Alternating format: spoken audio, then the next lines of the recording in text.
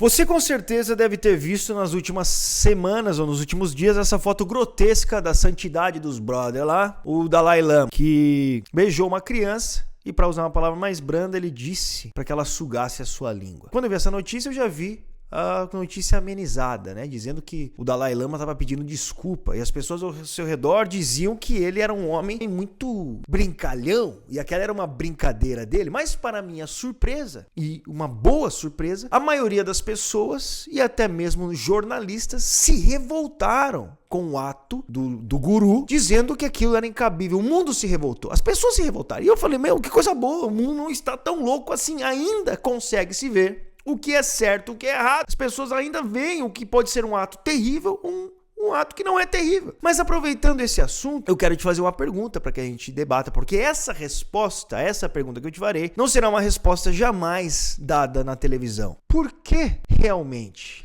por que aquilo que ele fez é errado? Você já parou para pensar nisso? E algumas pessoas podem dizer, olha, porque é simples, basta você olhar e ver o que ele fez com uma criança. Ok, mas o que em objetivo, em absoluto, define que aquele ato é um ato errado? Para os haters do cristianismo, eles não querem aceitar que o mundo consegue hoje observar atos como esse e ver o quão repugnantes eles são, porque existe um Deus. Porque a nossa mentalidade e a forma com que nós vivemos foi, em grande parte, moldada por uma cosmovisão judaico-cristã, que é assim que foi criado o Ocidente. Então, como resposta que a TV não dá, e eu gostaria que você continuasse no vídeo para que você entendesse um pouco mais, o que define que aquilo que aquele homem fez é errado é porque Deus existe.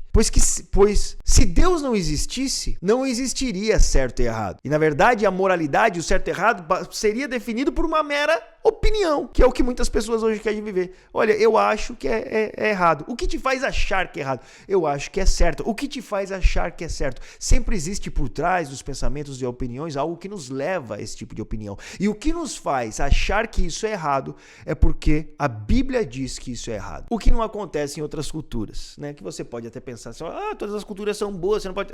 existem culturas, meus amigos, que não são boas. E para argumentar sobre isso, eu quero trazer aqui o meu amigo Vishal Mangalwadi. E especificamente ele, porque ele é um indiano. Ele veio da mesma nação daquela criança. Ele é autor desse livro, o livro que fez esse mundo. Vishal Mangalwadi, de uma forma muito breve, ele é um gênio, tá? Primeiro de tudo, é um cara gênio. Eu realmente aconselho você a ler esse livro, mas ele é um indiano, cresceu na Índia e se converteu ao cristianismo. Como ele veio de fora do Ocidente, ele conseguiu enxergar melhor a influência que o evangelho teve no mundo ocidental. Como a percepção de quem era Deus e a valorização da humanidade a partir do valor que o próprio Deus dava a nós, nos fizeram tomar melhores decisões. É claro, eu quero dizer aqui para você, que nem sempre os cristãos agiram certo. É óbvio que existem muitos escândalos dentro da igreja cristã. Mas aquele que acredita em Cristo também deve acreditar nas suas palavras quando ele diz, os escândalos virão. Mas ai daqueles que fizerem um desses meus pequeninos tropeçar, seria melhor que eles amarrassem uma pedra no pescoço e se jogassem ao mar. Então, meu amigo, não pense você que Deus não vê todas as coisas. Não pense você que é tão simples assim você fazer coisas terríveis no nome de Deus,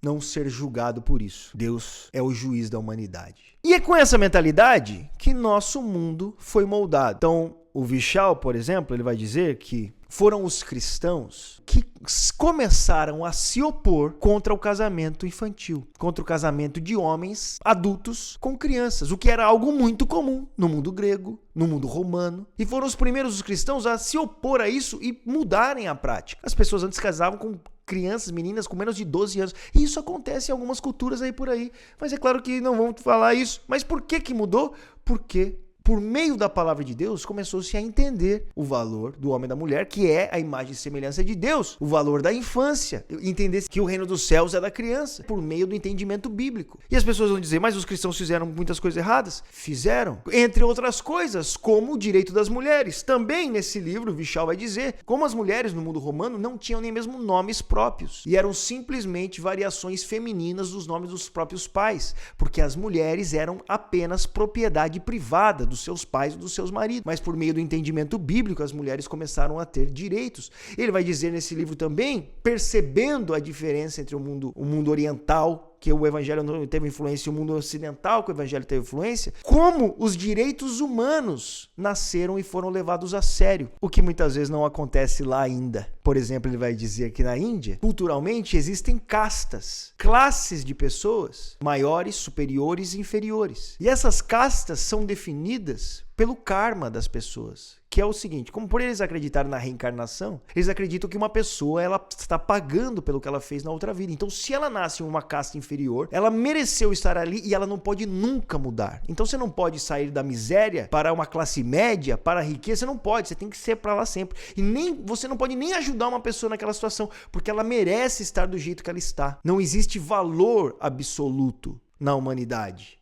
Não existe direito absoluto na humanidade, porque não existe uma consciência de Deus, do Deus Criador, que criou o homem à sua imagem e à sua semelhança. Não existe. Ele também vai apontar, principalmente nesse livro, que a única sociedade em toda a história da humanidade que se levantou e conseguiu abolir a escravidão foi a sociedade ocidental, influenciada diretamente pelo entendimento bíblico de que o homem e a mulher são imagem e semelhança de Deus e de que foram pagos através da morte de Cristo naquela cruz, foram comprados para Deus. E sim, então, o homem e a mulher foram pagos por meio do sangue de Jesus. Não existe um valor que possa ser colocado na sua cabeça. Então, por isso, não pode existir escravo.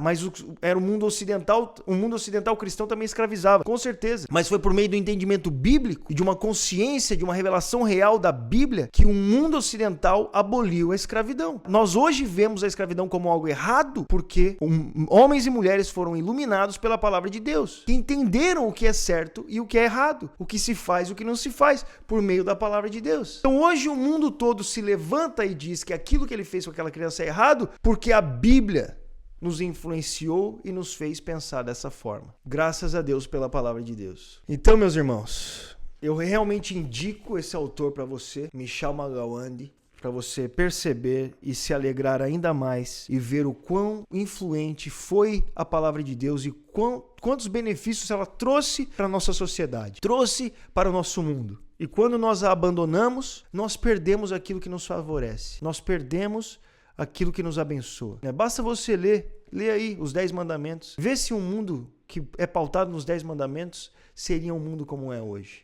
Graças a Deus que o nosso mundo foi moldado pela palavra. Espero que a gente não perca isso. Não perca o evangelho. Porque senão se perderá o sentido, se perderá o propósito, se perderá a razão, se perderá os valores, será tudo relativizado segundo as opiniões. E até aqui tudo bem, as opiniões ainda são contra um ato desse. Mas e quando as opiniões forem a favor? A opinião da maioria for a favor a isso? Você acha que isso não pode acontecer? Eu não duvido de nada, meu irmão. Como disse Dostoiévski, sem Deus, todas as coisas são permitidas. Então é isso aí. Que Deus abençoe. Falou. Falou!